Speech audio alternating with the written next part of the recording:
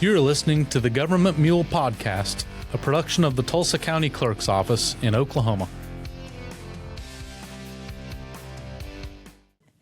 Okay, here we are, episode number 2 of the Government Mule podcast, and today I am joined with a couple of wonderful government mules from the Tulsa County Clerk's Office on my staff.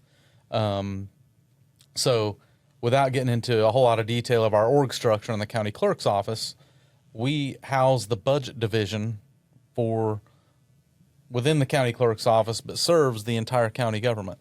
So today we have our budget director, Miyuki Dwyer, who we're going to talk to about some budget stuff and lots of fun things. And we also have Wiedman, our senior budget analyst, and one of my favorite examples of a government mule, because this guy's a super hard worker. And anyway, we're going to talk about some cool stuff. If you ever wanted to know about the county's budget, spend the next 20 or 30 minutes listening to this episode, because we're going to give a good snapshot of things like where our revenue comes from, what our process looks like in terms of putting a budget and the document and all the working parts together, different styles and types of funds that we have at the county, and then in general just talking a little bit about the budget board. And then at the end we'll talk a little bit about how both Miyuki and Aaron came to be in the county clerk's office working in the budget division. So I'll just start out by saying that I took office back in 2017, and when I took office in 2017, the county had a separate fiscal office. It was made up of 6 people, and it worked for all 8 members of the budget board. And if you're not familiar with our budget board, the budget board consists of the 3 county commissioners, county clerk, county court clerk, assessor, treasurer, and sheriff. So 8 people make up that county budget board. So we had a separate finance or fiscal office working for them probably a year and a half after I started as county clerk. We ended up making a bit of a tactical change in how that worked. And I was assigned the duty of being or overseeing what we now call the budget division. So we had 6 people. Now we have 4 people, and you 4 are some of the hardest working people we have in county government. But Miyuki is the only person in our current budget division that also served in the county's fiscal office back when, right? That's correct. So anyway, that's kind of how we got to where we are in terms of staffing the budget for the county. But I'll start out just by asking or talking to Miyuki a little bit about the overview of the budget, and then Aaron will chime in. So let's talk at first about where do our revenues for the county budget come from, and how much in total do we look at budgeting, let's say, for this year? Right. Okay. So, all that revenue comes from, it's not only for the general fund, but also all the other fund, the county at large. So the taxes, which is also known as a property taxes, county as a whole, we collect like use tax, sales tax, and also like engineering department, road and bridges for like a fuel like excise taxes, gasoline excise tax, special like fuel taxes, diesel tax, stuff like that. And then like even golf fees can be part of the entire revenue source to fund the county as a whole. And also for sheriff's office, we have ICE revenue or sheriff's cash fund. More specialized, different funds have different revenue sources that may be specific to those individuals. Right.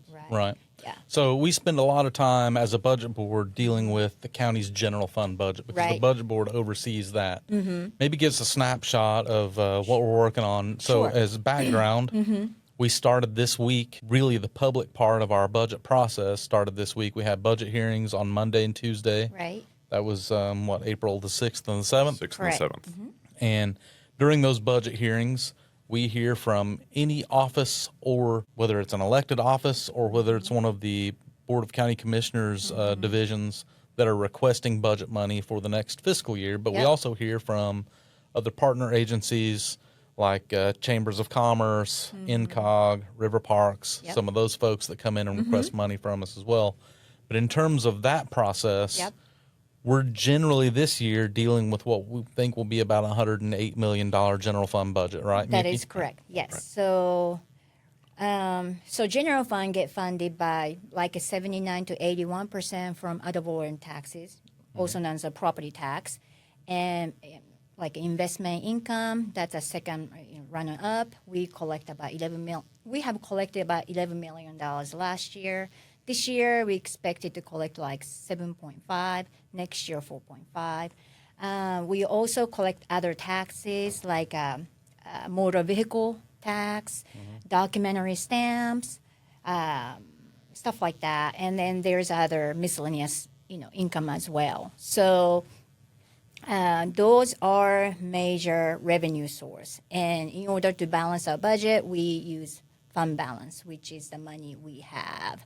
It's almost like not a saving, but the money we have, the fund is left to be able to balance the budget by using so to meet $108 million budget to start out.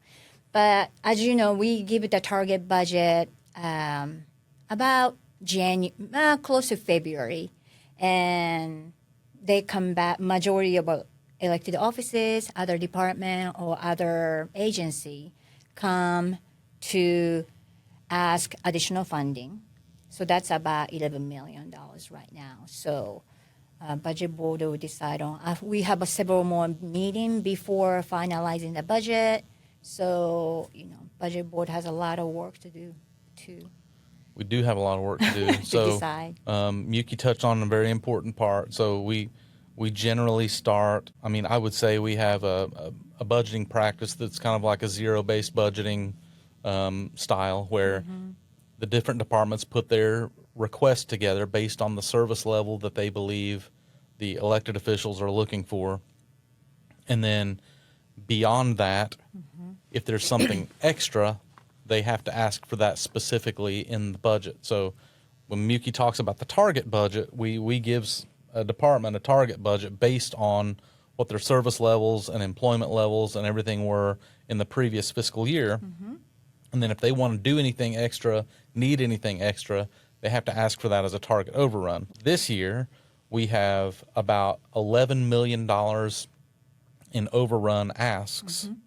And we have we think, around $10 million actually available to fulfill those. That's correct. And it sounds like it could be simple because we just would have to work to cut $1 million out of that. Right. But it's not that simple because we like to be able to invest in our employees every year.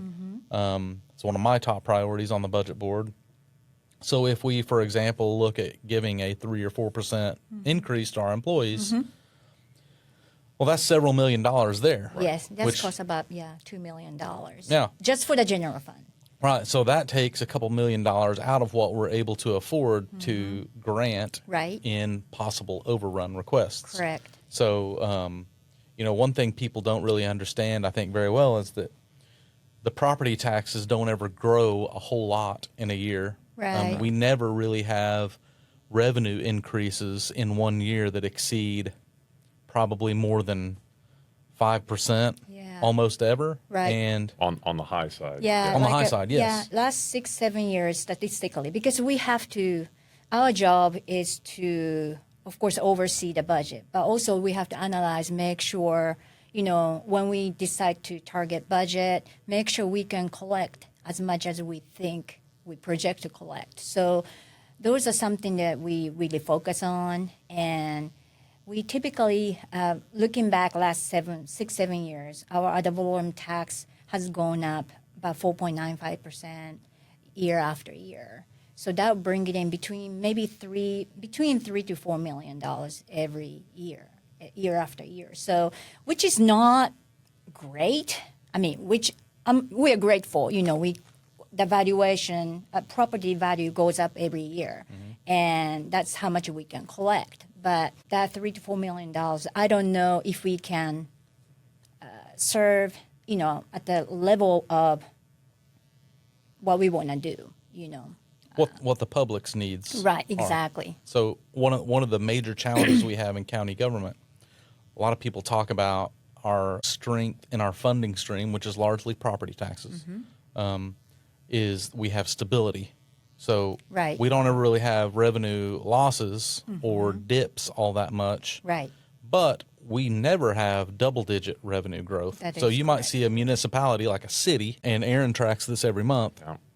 But the sales taxes coming in are definitely more volatile than the property tax revenues Most that are coming in. 100%. Yes. But sometimes sales taxes will grow in double digits for a Right. year.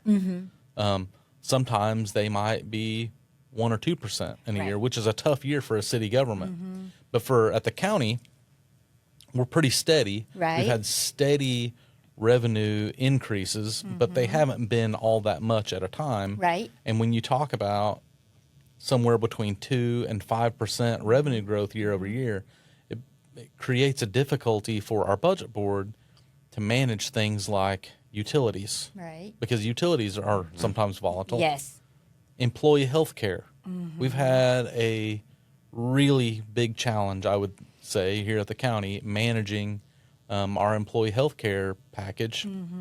We want to have a great benefit. We want it to be good. Right. We want it to serve our employees, but it's very expensive. It's one of our top budget line items. Yes. That increases almost every single year. Right. Yes. Exactly. Year over year over year. Right. Yes, because healthcare costs are not going down. And generally, all those things we're talking about go up more than that 3, 2, Yes. 3, 4 to 5% Yes. every year. So it's a difficult thing for us to manage. Right. And it just creates an opportunity for our budget board and our staff to help us with some suggestions and recommendations Right. on how to do some things to be leaner, to do more with less, and those sorts of things. So Right. that's something we have to deal with every year Right. in our budget. Right. This year will be no different. This year actually will be a little more difficult, I think, than we've had in the past few years, because we've had a lot of federal money coming Yes. in ARPA, over the last few years. We had the CARES. CARES program, ARPA, of which Aaron was the chief, Yes. really the chief budget and Sure accounting is. person He is. for CARES and ARPA. We'll talk about that here in a little bit, but Miyuki, you might just tell us where we are in the process now on our budget, Okay. and then Aaron maybe can fill in some of the rest about what the rest of the process looks like. Okay. Well, let me tell you this, because I know we start giving a target budget in February, but our budget, I don't know if everybody knows, but our fiscal year starts July and they end in June. That's our cycle. Budget division start working on our budget in December. Then what we do is we have a financial software called Workday. We have implemented like 4 or 5 years ago. Before that, it was Fiscal year 22. yeah. So we use Workday, and then it does not have budget tool in that software. So we had to purchase different program. It's called Adaptive Planning, which is a Workday product. So we have to run integration to make sure all the data we exported into Workday, make sure all the structure is in Adaptive. It's kind of mapping. We have to do that process in December. We just test it, make sure, because during the fiscal year, we might add new department or new program, add a new spend category, new project or grant, anything like that. We might add it in Workday, and we make sure that all that data, all that structure, or accounting strings, is exported into Adaptive. So we run an integration, and then we export the data into Adaptive, and then we validate the data, make sure everything exists in Workday exists in Adaptive. If it doesn't, we have a great IT department, specifically Brittany. She's wonderful. She helped us out with any missing, maybe work string, or accounting string is missing, or we have added new allowance in Workday, but it didn't come over in Adaptive, which is rare. But there is something behind the scene that we can't see, but Brittany can fix it. So we really have a great IT person as a staff that help us tremendously. Without her help, really, I don't know. It would take a lot longer process for us to accomplish what we need to accomplish before we start giving bookkeeper target and stuff like that. So that's what we do first, and then what was the question? Then Well, we were talking about the overall process. Yes. Then So give us a snapshot Yes. of, you talked about the very beginning part of the process. Right. And then we usually meet assessor right in the end of January because they give us kind of estimated valuation or increase in valuation. So we kind of take the information. And when you say, just to interrupt you real quick, when you Yes. say valuation, you mean property valuations from valuation. across the county. That is correct. For those who aren't familiar with the property tax process, if you will, Mm-hmm. the assessor's office is in charge of setting or forecasting what the value will look like Right. of property across Tulsa County. And then, that goes into the tax rolls ultimately, and then the treasurer collects those taxes. Right. And then those taxes are dispersed out to the government entities that receive them, Right. like Right. the school system, like the VOTEC, like community college, Yes. library, so on and so forth. And Tulsa County is one of those recipients. Right. So Yes. that's why we meet with the assessor's office, Yes. is to get a good forecast of what revenues might look like Right. year over year. Exactly, correct. And in order to set the revenue, that's very helpful information for us to get because then we can see, okay, I can see how much goes up in value of the property and how much we are able to collect, and we need to estimate that. But also we have to follow the state statute states we can budget so much in revenue. And then whatever we don't have it, then we can, if we have a fund balance, we can utilize that to balance the budget. So we kind of go over that. And then in February, we set the target, and then it's given out the target budget to elected offices and department and also outside agency. And then then we get all the everything back to us, and we create the interview books, and we distribute that probably the end of March. And we have a budget interview that is we just completed a couple days ago. That's like they come out and they pretty much explain how they utilize the money they get from the taxpayer basically, and if they need additional funding, why they're needing that, what they're going to be spending the money for. So they can make cases to try to grant that additional funding they need to operate. And then the budget board meets several times before that, and then we have a public what's that called? Public hearing. Public hearing. We have to have it by June the 15th. So we have this year we have a meeting June the 8th on Monday. So that time budget board voted to whether they're going to approve the entire general fund budget, and we have to take it to the excise board to their blessing on the budget. Then after that, we have to send it into the state auditor's office, but budget has to be approved 7 days before the very first day of fiscal year. So by June 23rd, we have to have adopted budget. So that's kind of entire process. And so you've made a really good point. There are lots of laws that govern the transparency that we have for the process. All of our meetings where we're talking about the budget are generally open meetings, including the budget hearings that we just did on last Monday and Tuesday. And then we'll have several budget board meetings, both regular meetings and special meetings if we need them, to discuss and make adjustments or deliberate, if you will, about the budget. Sure. Right. And then June 8th, we will actually have a public hearing at the budget board meeting where we schedule time for anyone to come in and speak about the county's budget or any components of it. We publish the budget.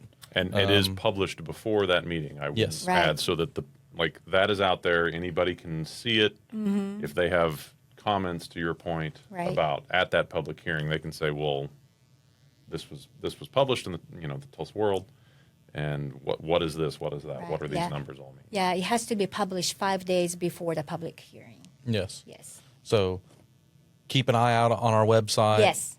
Keep an eye out on the Tulsa World. We publish there. Right.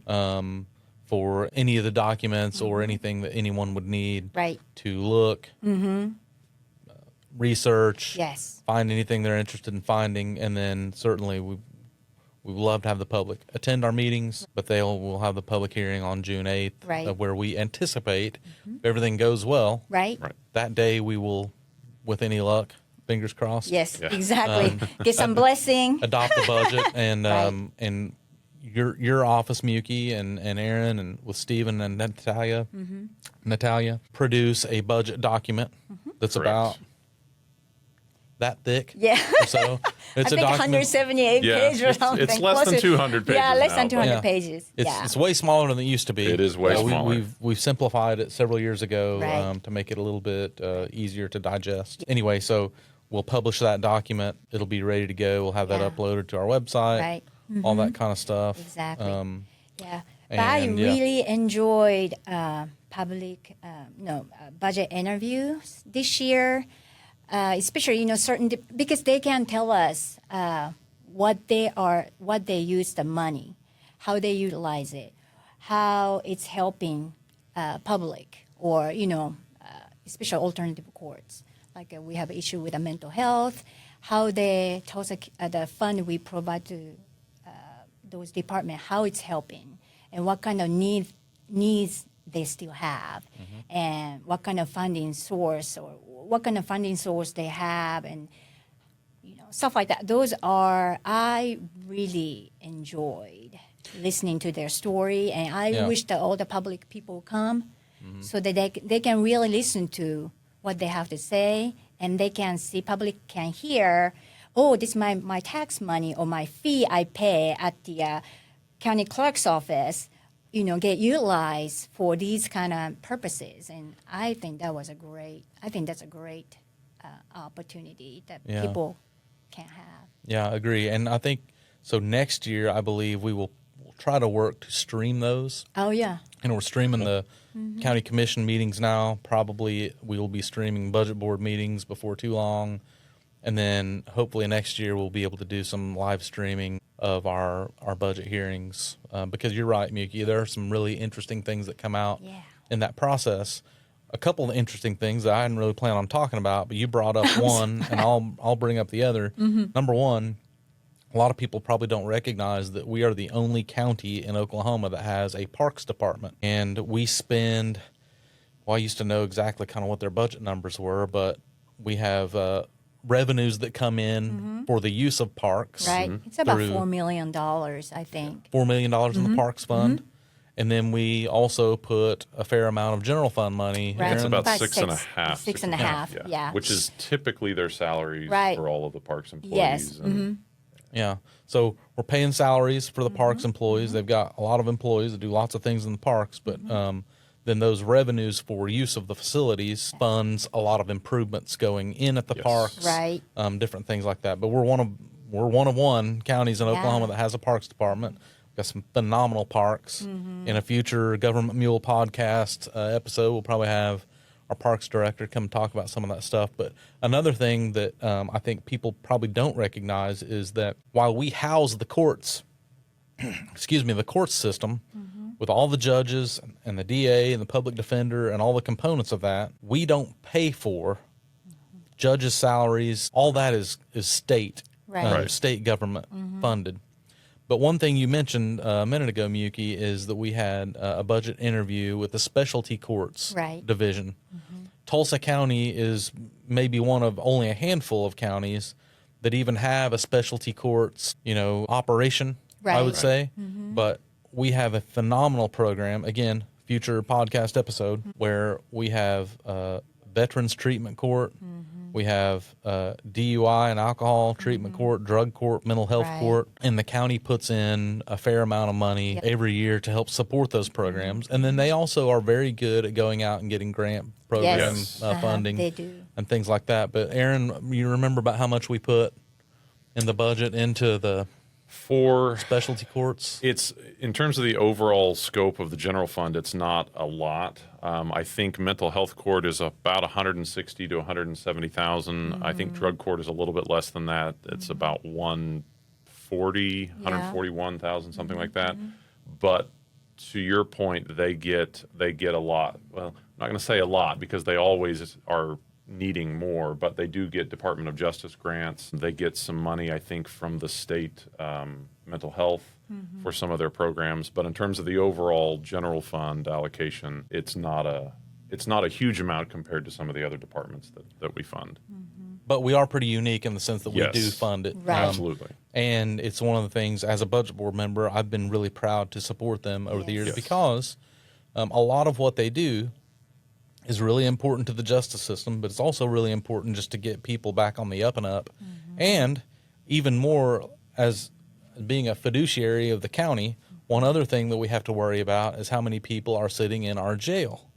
Yes. And so that program actually keeps a lot of people either out of jail at the beginning or keeps them from going back into some of the problems that they had when they got into the justice system. And that saves us money on the back end from having to house them in our jail. So, Aaron, you're kind of our jail expert, and the sheriff's office, not spend any time inside the jail.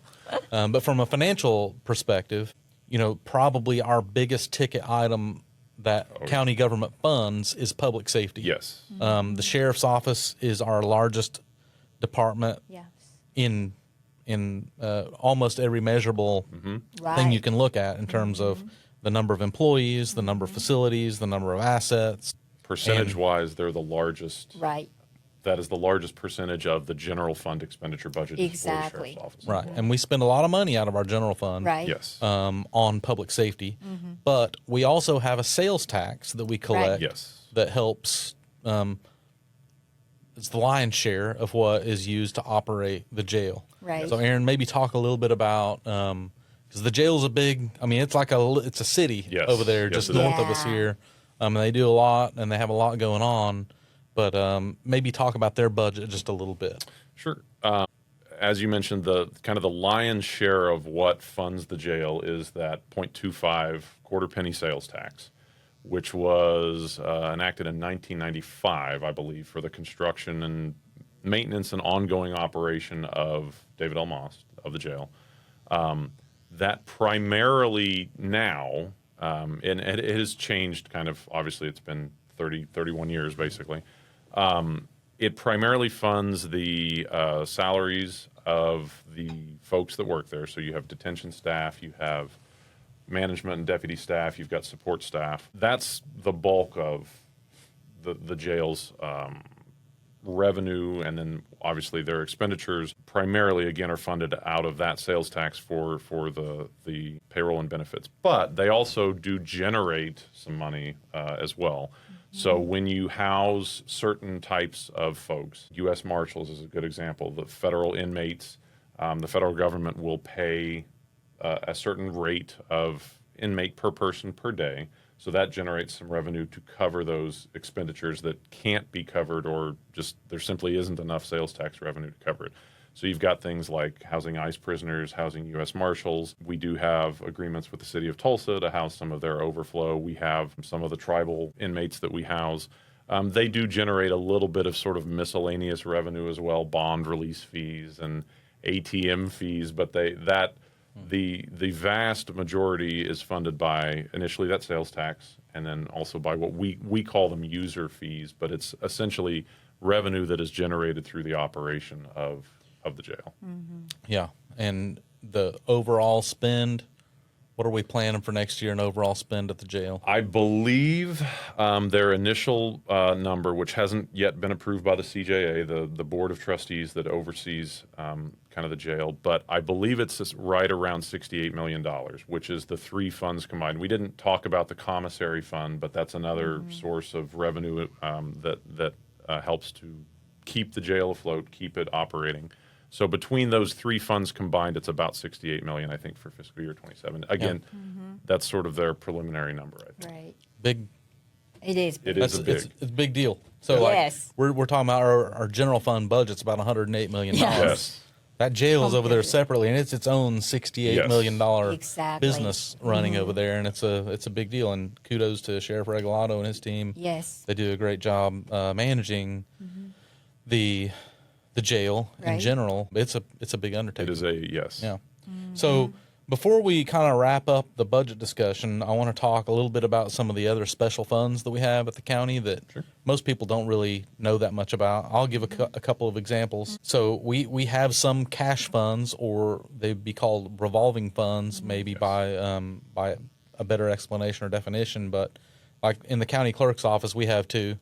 We have a Right. records preservation or records management fund that is the revenue comes from folks that record documents in our office. It's $10 per document that comes in. We can utilize that money for exactly what it's called for, preserving our records, whether it's physically or digitally. Then we have a lien fee account as well, where we generate money from people that come in to record liens in our office. The treasurer has a couple of them. The sheriff has a cash fund. Right. The commissioners have several. And we talked a little bit about some of the road funding that comes Yes. in. What others am I missing? Parks. Parks cash fund. Risk management. That's where we pay the workers' comp and some of the claim for the health. I mean the insurance. Right.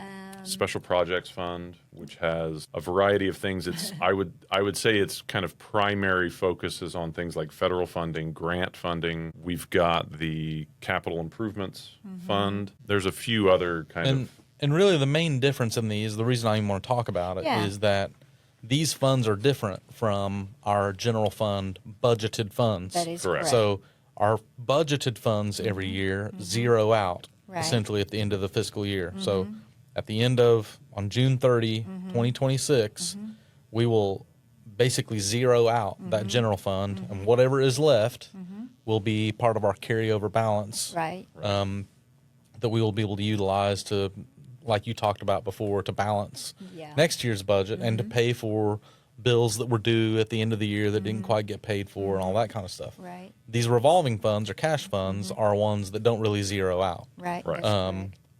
Right. They revolve and turn over, Right.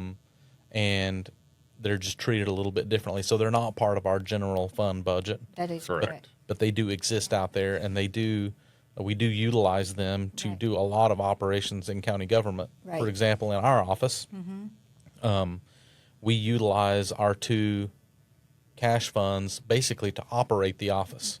Our general fund is really used only for the payment of salaries Yeah. Salary and benefits. benefits Right. and very few little supplies in our office. Right. Everything else, we use those customer fees to operate the office, so it's not a burden on the county general fund. Right. The treasurer's office does a very similar kind of thing, where they have a very minuscule amount of money they require from the general fund, but they operate most of their office on their resale property fund. Yes. Right.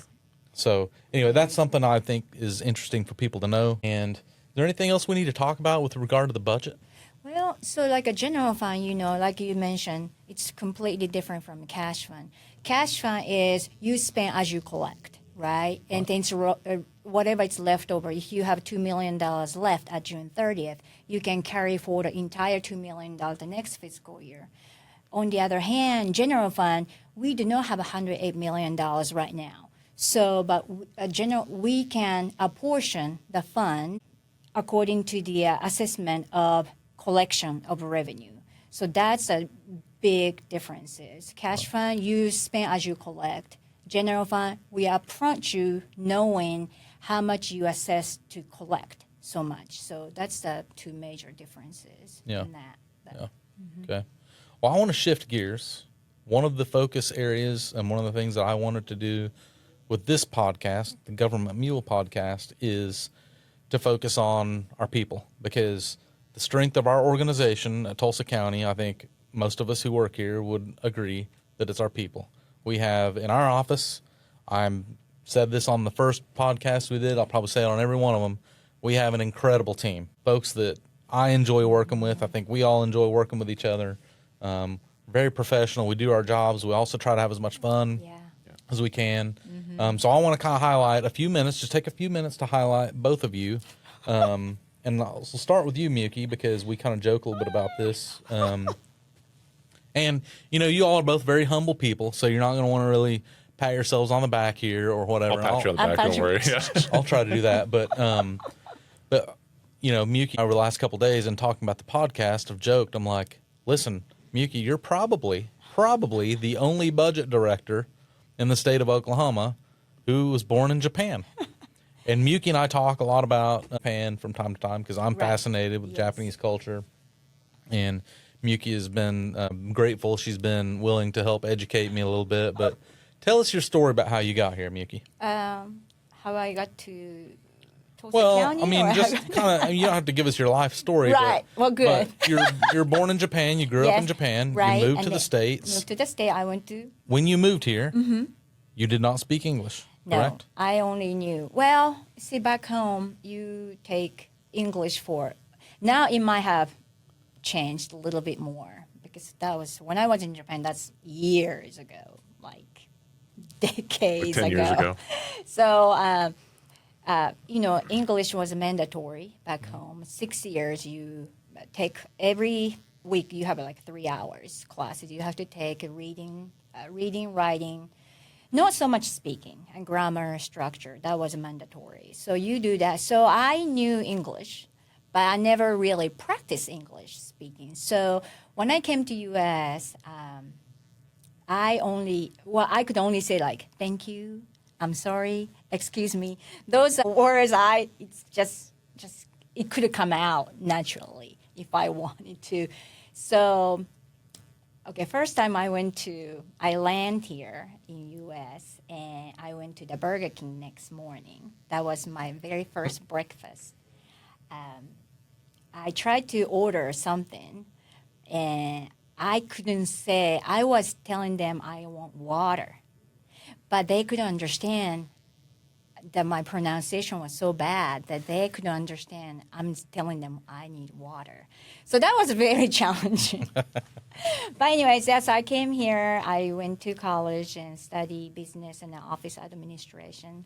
And then I got a job, and then I'm living in Oklahoma about 11 years now. And I start working for Tulsa County since 2015. So I've been with the county about 11 years. I think I just had the anniversary in May. I'm always, entire my career, is in accounting field. And I enjoy dealing with numbers all the time. But I really enjoy working for Tulsa County and County Clerk's office. I have a great team I work with every day. I have a greatest boss. He's so much fun. He's okay. To be honest, I was telling people I don't feel like I'm coming to work. I enjoy coming to work, and I don't feel like this is a kind of place to work, but I just come to see my friends and have a good time, but work at the same time. Oh, yes. Plenty of Yeah, work. there's a challenge that all the A lot of time, a headache a lot of time, but I still enjoy coming to work every day, and we have a, Halloween, we dress up, and that's one of the Yeah. We try to celebrate our favorite. successes. We Yes. talk about, we're coming up towards the end of the fiscal year. We always Yes. do a fiscal year end and fiscal year beginning kind of Yes. celebration where we Right. talk about. right, and you give us ice cream. And I usually buy ice cream. Yeah, provide us ice cream. Popsicles, yeah. Yeah, So, love it. We try to Yes. celebrate our successes, and Yes. we do have a great team. And Right, we you're a do. great leader on our Oh, team. thank And you. Yes. Oh, We appreciate it. really have a great team. I'm so blessed, yeah. very blessed. Aaron, let's shift to you. How did you get into the county clerking business and budgeting? And I might have a little bit to add to this, but Yes. go ahead. So when I actually started with the county in 2013, July of 2013, I started at the election board. Enjoyed that. Was there a little under 5 years. I'm a big proponent of voting and voting rights, so I enjoyed very much working over there. And then when you were kind enough to bring me over, did several. So I'll different- interrupt you real quick. We have several people in the county clerk's office that routinely work for the election board Yes. on election nights Yes. or on election days. And so we have a handful of folks that will come in to our office work their full day, and then after they're finished, they will go over and work at the election board, getting all the returns in and all the different processes that happen there.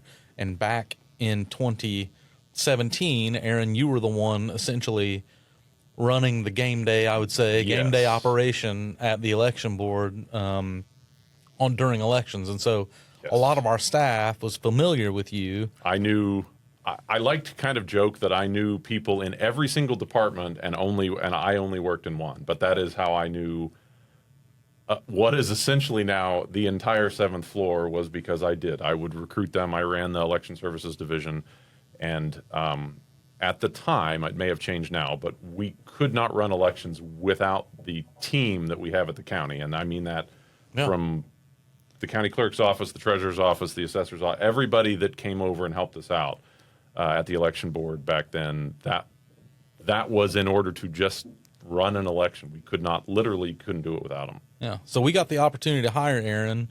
It was in 2017, It was right? in 2017. Yeah, later, I started in January. I think probably by fall time. I think it was, yes, I believe you brought me over in September, I think. August or September of 17. Yeah. So,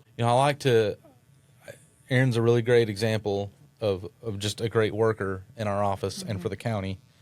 But, I like to say that, so Aaron started in our office as really kind of an assistant project manager over in our recording and land area, where people come in to record their deeds and liens and mortgages and all that kind of stuff. And it's funny, about, I don't know, a while after that, we had a woman in the budget office who was looking to retire, and we actually attempted to replace her with someone else, and that attempt kind of failed. I mean, the person we hired wasn't a great fit.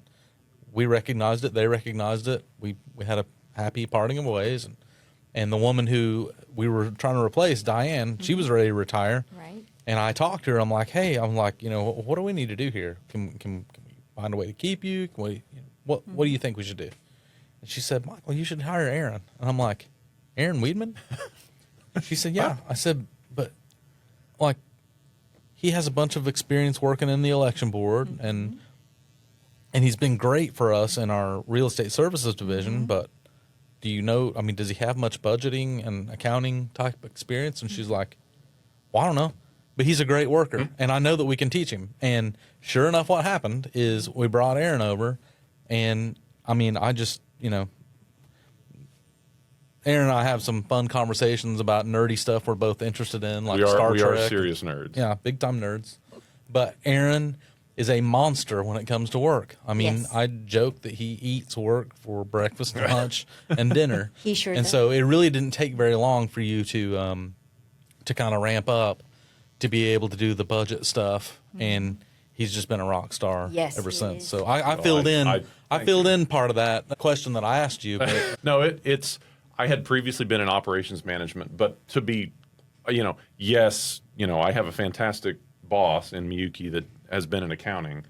Dealing with the budget and dealing with accounting is essentially operations management, just in kind of a different form or a different context. So, and it is we didn't touch on it much, but you mentioned like ARPA and CARES and things like that. One of the joys of this position in the budget team is that we do get to help everybody out there. We get to keep businesses afloat. We get to help nonprofits. We keep people in their houses. We keep them fed. So that for me is an extremely rewarding part of what you have been able to yes, allow me to do in this role. Yes, we haven't covered ARPA and CARES, but we will have probably multiple podcasts about that. So you'll be back probably doing a discussion about that in the future. But